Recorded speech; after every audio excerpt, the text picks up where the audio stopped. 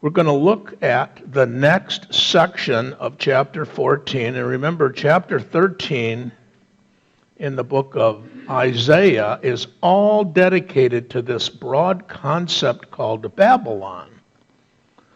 And in this particular section, he's going to talk about the Philistines.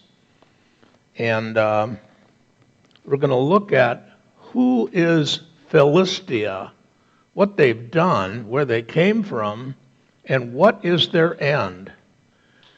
God provides judgment for everybody that comes against his people. He's provided it, as we saw, with Assyria, and we're going to look at Moab starting next week and some others. I'm going to read from Isaiah chapter 14, verses 28 to 32, and then we'll go over these in detail and look at this concept called Philistia. In the year that King Ahaz died was this burden. Rejoice not, O Philistia, all of thee, because the rod that smote thee is broken, for out of the serpent's root shall come forth an adder, and his fruit shall be a fiery flying serpent. And the firstborn of the poor shall feed, and the needy shall lie down in safety. And I will kill thy root with famine, and thy remnant shall be slain. Howl, O gate, cry, O city, thou art melted away, O Philistia, all of thee, for there cometh a smoke out of the north, and there is no straggler in his ranks. What then shall one answer the messengers of the nation? That Jehovah hath founded Zion, and in her shall the afflicted of his people take refuge. In other words, the Jewish nation Israel was founded by God, it belongs to him, and he is going to avenge any activities against them. It may not be seen easily and right away, but it always happens. This is another heavy prophecy. The Hebrew word for heavy is masa, and it means an overwhelming burden that is coming on these people. This was given to Isaiah about 715 or so BC, and the city-states of Philistia are on the Gaza Strip. I put a map in your notes there. You can see it. It's on the coast in the southwest part of Israel. And there were 5 cities that are still there: Gaza, Ashdod, Ashkelon, Gath, and Ekron. They were all independent city-states, but they were all part of Philistia, the peoples. We'll look at who they are in a few moments. But they all acted independently. Each one had their own king and so on. They've been constant enemies of Israel. There was a short period during David's life when they weren't. And they suffered grievously at the hands of Judah under Uzziah. They retaliated under Ahaz. They were invaded by the Assyrian Tiglath-Pileser III, and he penetrated all the way into Gaza when he was coming in to capture the northern 10 tribes. He made them tributary, like he did with Ashkelon and several other cities. But Tiglath-Pileser died, and the prophecy that's given here is basically telling the Philistines, don't rejoice because this guy's dead. They called him a snake. The even bigger snake is going to come, an adder. A more poisonous snake is going to come after him. He just says your rejoicing is premature. Don't do it. Don't do it. His successors were just as cruel and powerful as he was. And God is saying, I'm going to destroy you, I'm going to destroy your remnant, and I'm going to starve you out. The major issue in all of these prophecies are twofold. One, when you harm intentionally God's people, he's going to harm. He's going to get his vengeance. And two, God always judges sin. He judges sin to his children by refining them and using sinful people to bring harm to them. And he then judges those sinful people that he used for being sinful. I know it sounds strange, but that's what he does. You see, God is moving people groups on this earth in ways that he wants to achieve his goals. From the horizontal view that we have looking out, it looks chaotic at times. You know, what is going on? You know, if we look at our own country, we got chaos in the government. We got chaos in this liberal, socialistic, communistic group that has invaded one of the big political parties. And that ideology has never worked, ever, anywhere. It always results in absolute destruction. We got an invasion coming in from the south. God does these things. These don't just happen. These aren't necessarily the policies of the policymakers. These are because there's massive amounts of sin. And that's what he's doing here. That's exactly what he's doing here. Let's look at where they came from and who these people are.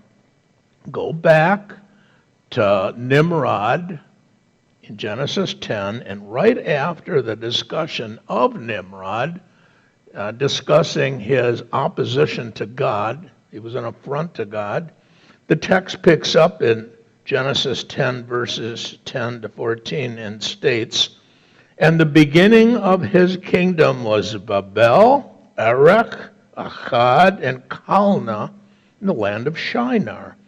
Out of that land he went forth into Assyria and builded Nineveh and Rehoboth and Calneh. And Rezin between Nineveh and Calneh, the same as a great city. And Mitzraim begot Ludim, Aramim, and Lebaim, and Naphtulim, and Pathrushim, and Kalushim, whence forth the Philistines, and Kaphtorim." Now, the names that he's citing are individuals that became tribes, that became people groups and countries. Mitzraim is Egypt. That's the word that the Hebrews use today for Egypt. Aramim, or Anamim, is Syria, and Lebaim. These are areas around modern Israel. But for our purposes here, it's the citing of the Philistines, including in this group of this greater concept of Babylon that God wants us to realize from Mesopotamia here. About 1220, the Israelites under Joshua, well, this is actually later than that, 1220, BC, they'd finally conquered most of Canaan. They came in from Egypt starting in 1440 BC. They went across the Sinai. It took them 40 years because of the sin and the departure from what God wanted them to do. They came up to the southeast part of Canaan, which would become Israel, and they stopped at Kadesh Barnea. God did not bring them the easy way along the Gaza Strip, the coast, because he knew that it would be war for these people, and they weren't ready for it.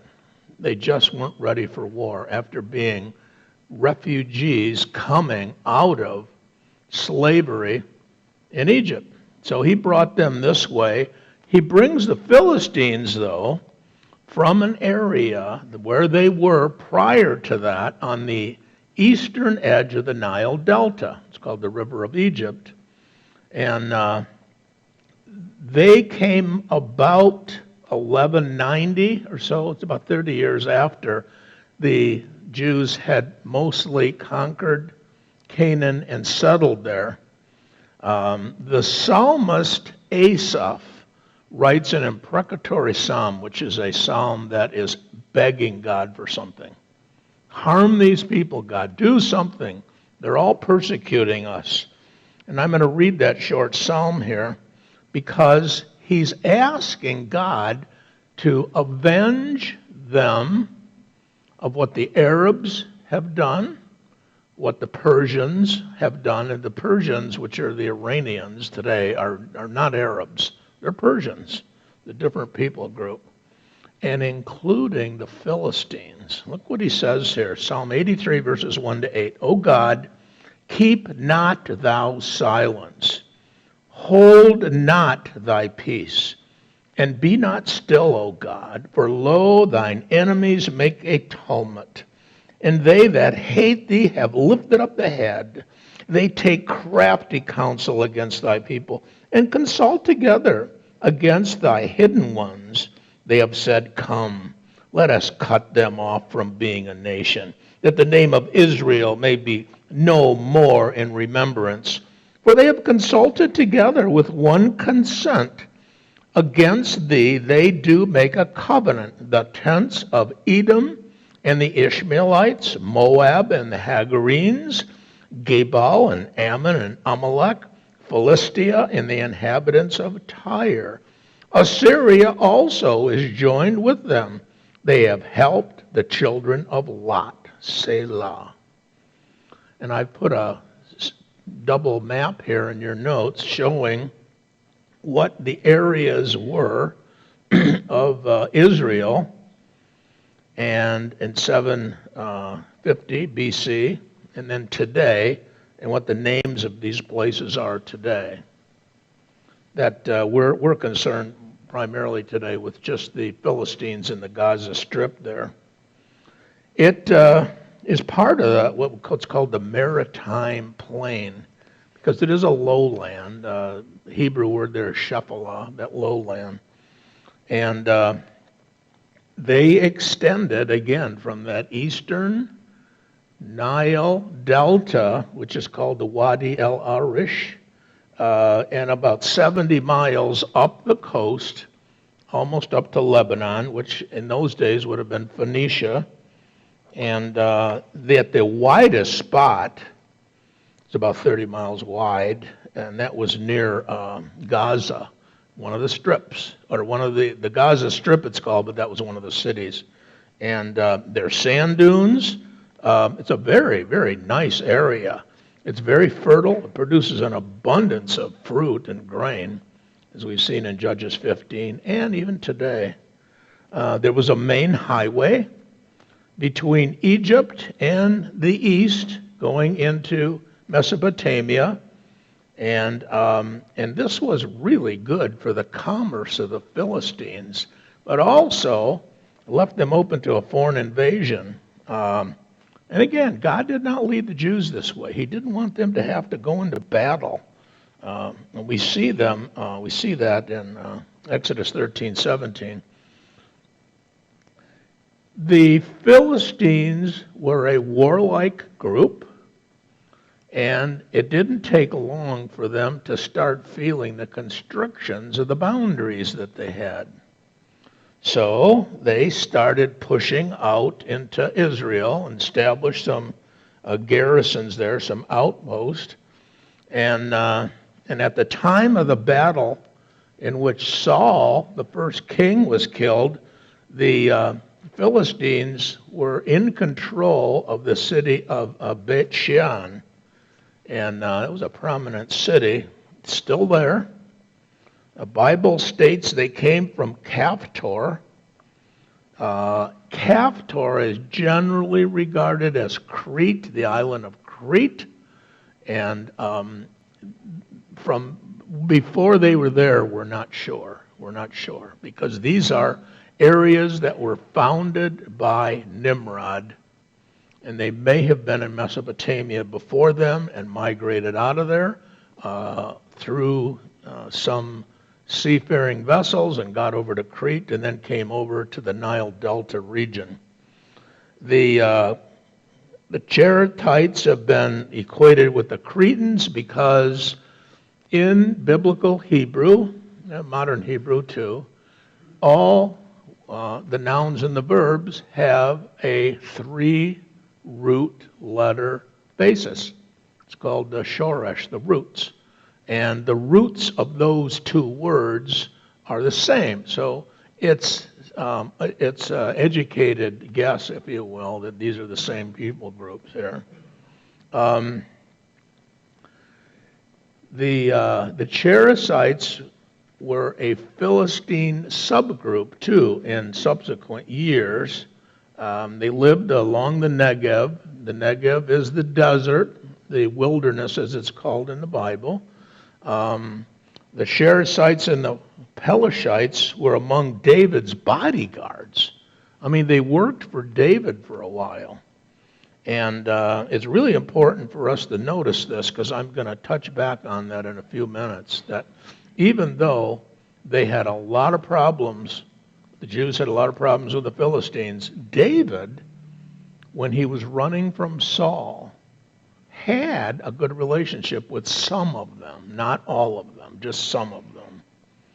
They're called the Pelishim in the Bible. That's what translated out as Philistines, but the actual Hebrew term is Pelishim. Pelishim. They're listed among what the Egyptians call the sea peoples, and so would have been the Phoenicians up in the Lebanon area today. Those are the sea peoples. Seafaring, they had ships. They all had good military. They were doing exploring. The Philistines didn't do anywhere near the exploring that the Phoenicians did, but they did some.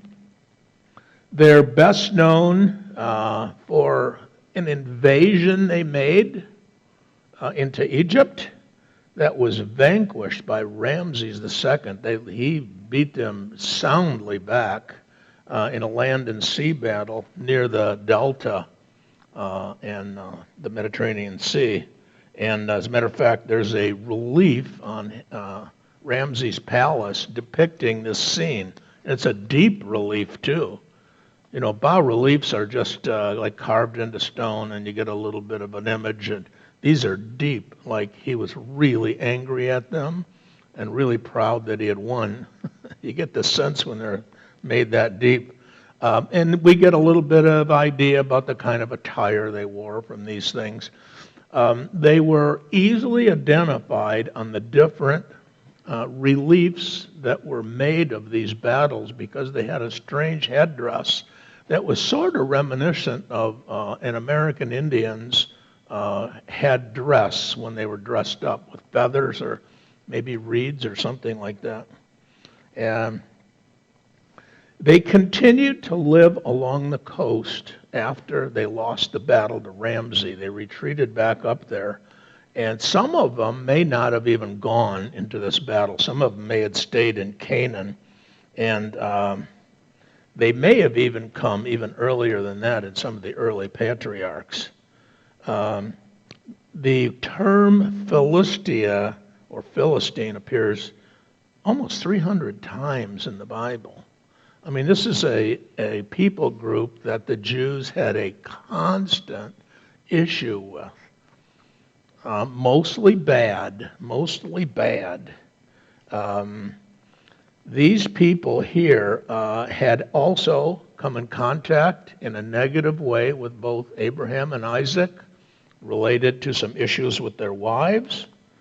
And both of these references with Abraham and Isaac refer to a king of Gerar called Abimelech. He's one of the kings of the Assyrians. After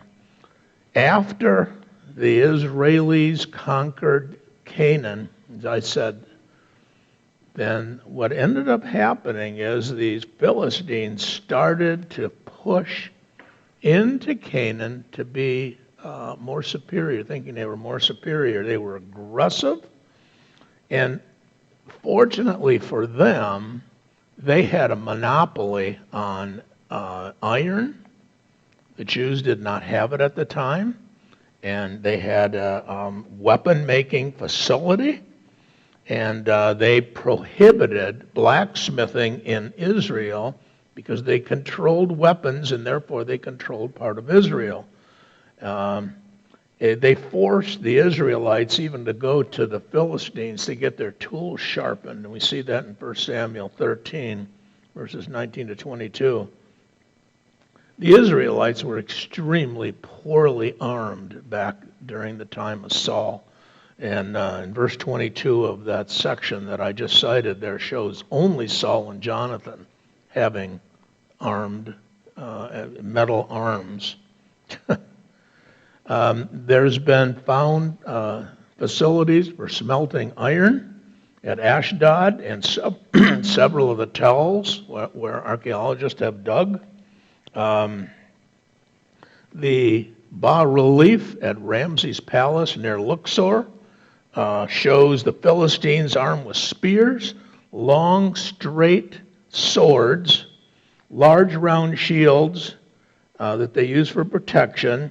They had 3-man chariots with 6-spoke wheels, and they transported people by means of oxen-led carts, the 2-wheeled oxen-led carts, and their ships were rigged with a square sail, like those of the Egyptians, and they had a duck-shaped prow.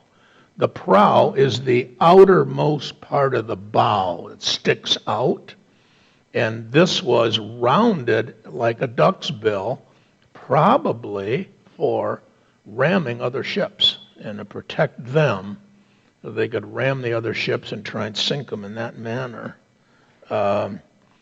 Apostasy came into Israel shortly after their entrance to Canaan because they started marrying into the Canaanites, as we know, and they weren't separated out as they were supposed to be. And the Lord used the Philistines to correct them, to chasten them. A Jewish guy named Shamgar delivered Israel during the period of the Judges. He killed 600 Philistines with an ox goad, in other words, an ox bone, if you will. The account of Samson, which is an incredible story, if you haven't read it, it's 4 chapters about the life of Samson. And it provides a lot of insight into the nature of the Philistines, what they did, and how he had married into them, which he should have never done. It was a violation of the Mosaic law to marry outside of Israel, and he did it anyway. Samson had some very foolish tendencies, and God judged him for that as well. And but he ended up ruining their temple. He did not end the Philistines. He just harmed them and killed a lot of them right at the end of his life. Warfare between Israel and the Philistines is reported in 1 Samuel 4:1, where the Israelis camped at Ebenezer and the Philistines at Aphek. The Philistines won. They beat the Jews back. They took the Ark of the Covenant because the Israelis at that time carried it, and the Levites carried it, and in carrying this thing, because they had a movable temple, they had the tabernacle, so they moved around. And the Philistines beat them back, took the Ark of the Covenant, thinking that was this magical device, and now that they had the Ark of the Covenant, they're going to get the blessings that God had given the Jews. You know, the Ark of the Covenant is not this device like a magic spyglass or a crystal ball or something. It's not. It just where God had chosen to reside when he came into the Holy of Holies, over that mercy seat on top of the Ark of the Covenant.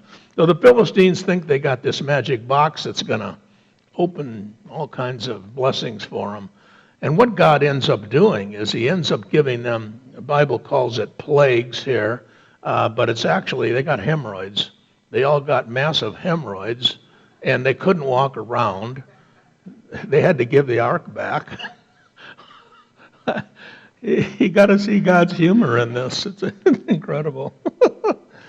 Oh, man. Israel recovered it, though. The Philistines never really invaded Israel again during the lifetime of Samuel. It was only that one time Israel covered the cities that had been taken by them. The greatest activity, about 80 times, were the Philistines against Saul. Saul was their first king, Jews' first king, and he was the first king of what we call the United Monarchy. It was Saul, David, and then Solomon. And after that, the split, and a civil war, if you will. And you got 10 of the tribes going to the north under Jeroboam. And you got Judah and Benjamin, essentially, in the south under Rehoboam. Well, Saul was the first king. The Jews wanted a king. They went to Samuel and said, Samuel, we want a king. And he says, well, what's wrong with God? You know, why do you want a king? Well, we want to be like everybody else. That's a disaster when you want to be like everybody else and you're getting blessings from God the Father. So God says to Samuel, when Samuel is praying to him, Samuel says, Lord, they hate me. They want a king. They don't want me here representing you. And he said, Samuel, they don't hate you. They hate me. And I'm going to give them a king. And they're not going to like it. Because I'm going to constrict their men. I'm going to put them in the army. And I'm going to take their women and put them in the kitchens. And they're going to make clothes for the soldiers. They're going to take care of their clothes. They're going to take care of them. And no one's going to like this. But that's what they get when they want a king. So he gave them a king. And the king that he got, or they got, was not a good king. He had a lot of problems. He was a good warrior. He was extremely handsome, tall, strong. He fit the image, you know. We would call today, he was presidential. That's what we would say today, you know. But he didn't know God well, and he didn't trust God. And that's the problem, you see. He was a civil king. So along comes David. God picks David to be the successor. And David's a shepherd boy. He has a lot of brothers. And God sends Samuel to David's father's house, Jesse, to find the next king. This is while Saul's still alive. And he's going to get the successor. So he's querying the various sons of Jesse, and he says that Jesse, he's not here. What do you mean he's not here? None of these are the king, are going to be the king. He's, well, there's one other one, but he's just a boy out in the field with, you know, the shepherds, and he said, bring him in. And that's the one. So he anoints David. David is going to be the king. And the story moves on where David goes to be with Saul. And whenever Saul was upset and he was angry and things weren't going well for him, David would play his guitar. It was basically a lute. David was an excellent musician. And that would soothe Saul. So along comes David at the time the Philistines want to attack.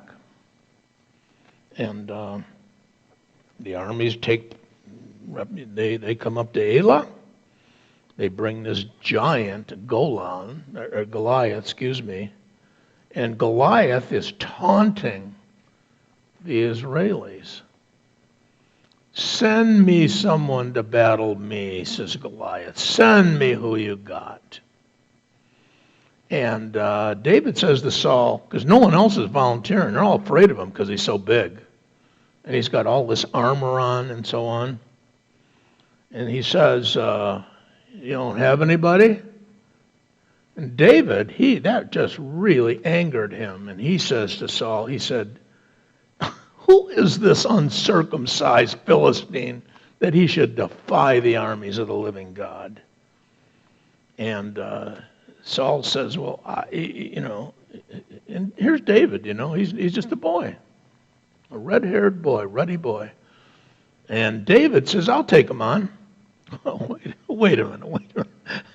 The rest of the army's afraid, and you're going to go do this? He said, yeah. He said, when I was a shepherd, I beat off bears and other lions. Hey, I can do this.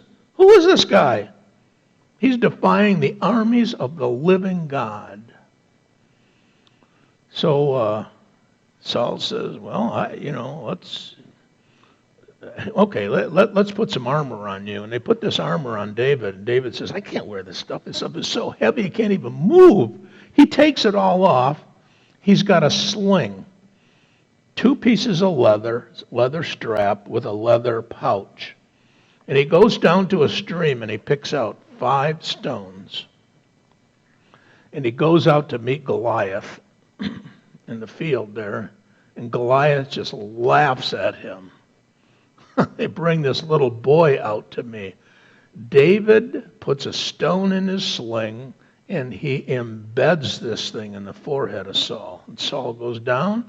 David takes Saul's sword and cuts his head off and brings it back. Goliath, excuse me. Thank you. And he brings Goliath's head back. And, question is always raised, well, why did he need 5 stones? Goliath had 4 brothers. David was ready to go after the whole family. I mean, you really got to admire David. The story of David is just phenomenal. How much he trusted God. Well, the story goes on about the Philistines. They were upset that this had happened, and they were again preparing war against Israel. And David gets estranged from Saul because after he had taken Goliath's head off and beat them back, and all the rest of the Philistines are now scared of David. I mean, they're afraid of him. Saul gets jealous, and he starts attacking David. He's even trying to throw spears at him. He's angry.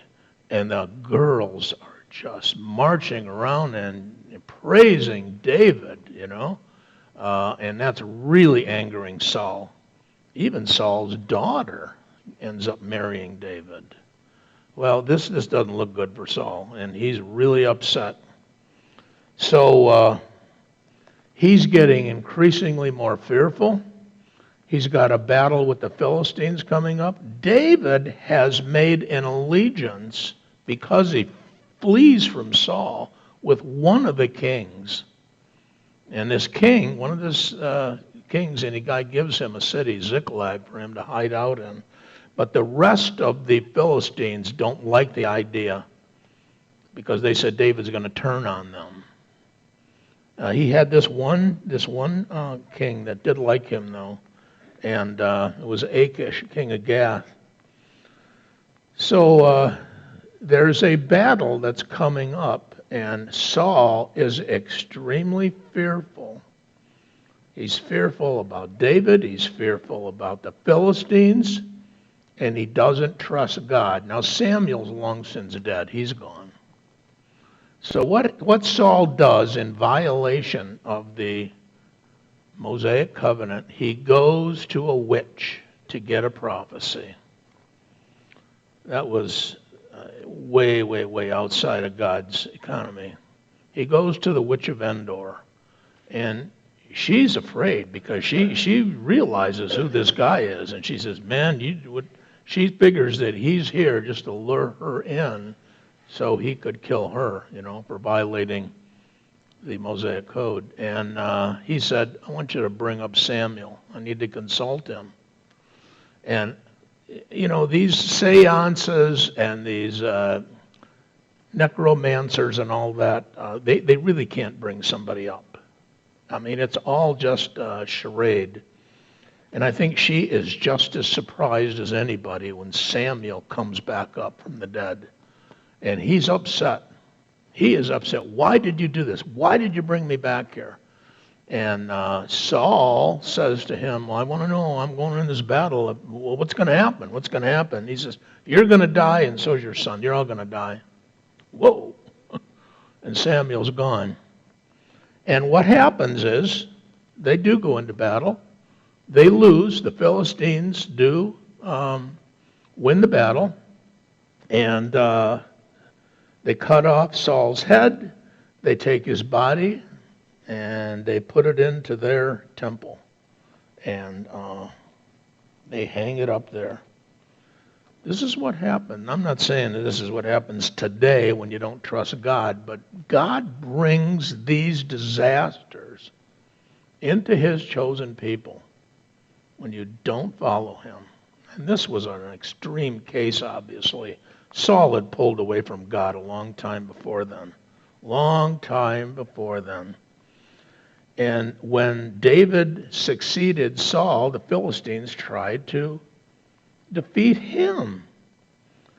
David broke their power. He was pretty successful against the Philistines, but they kept trying to make war against Israel. They just didn't give up.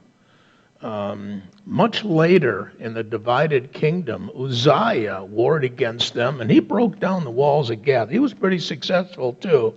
And in the reign of Ahaz, which is what this text started out with, the Philistines invaded the Shephelah, which is just near the Gaza Strip. It's called the Low Country, in the Negev, and they captured a whole bunch of cities. Hezekiah also warred against them, and from that point on, there's hardly any references to the Philistines in the Bible. Jeremiah's got a little bit of information in his chapter 47. They gradually assimilated into the Canaanite culture, and they kind of disappeared from the Bible and even secular history. As we looked at a few moments ago, Tiglath-Pileser III of Assyria in 732 harmed them quite a bit.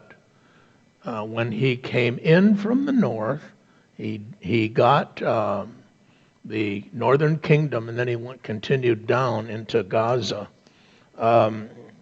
He died, but his successors harmed them even more, including Nebuchadnezzar, because the Babylonians eventually conquered all of Syria, Judea, and all of those former Philistine cities. Ezekiel 25, Isaiah 9, and the apocryphal book of 1 Maccabees in the 3rd chapter all mention the Philistines, but there's no mention of the Philistines after that.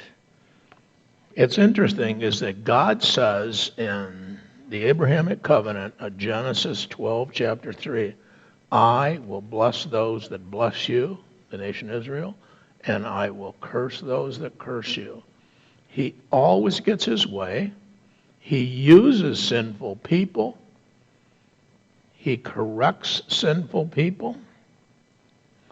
The name Palestine, which is not a good name, came into being when the Bar Kokhba revolt from 132 AD to 135 AD was on, and the Emperor Hadrian, the Roman Emperor Hadrian, was so angry at the Jews, once he conquered them finally, he said, I'm going to call this land after the Philistines, and he mispronounced it, and he called it Palestina.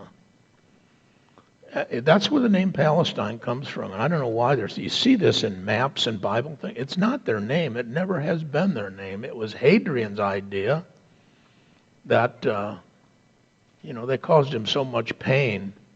I'll tell you, there's only one people group that Hadrian could not win against, and that was the Scots. He got up into Britain, and he built a wall to keep the Scots from coming down into Britain. But that's not what happened with the Jews. That is not what happened with the Jews. He did finally get them. The final destruction of this land, and you look at that Gaza Strip today, some would say these are still the Philistines there, but we don't have certainty of that. Some say that the Palestinians are even the Philistines. But what is clear is that region with those cities in the Messianic kingdom is going to be completely erased.